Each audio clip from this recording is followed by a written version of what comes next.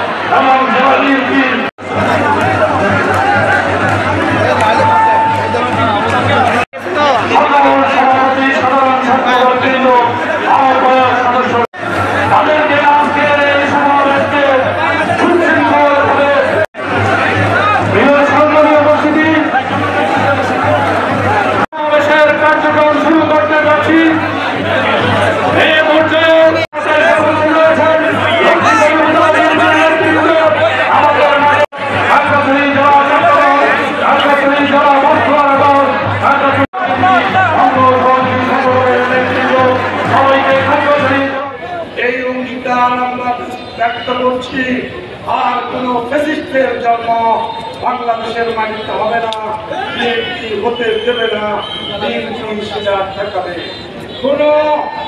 কোন রাজাকার কোন স্বাধীনতা বিরোধী কেউ বাংলার মাটিতে ৭১-এর পরে তার মাথা তুলে দাঁড়াতে পারায় ২৪-এর পরেও যারা যতই ষড়যন্ত্র করো ওই রাজাকার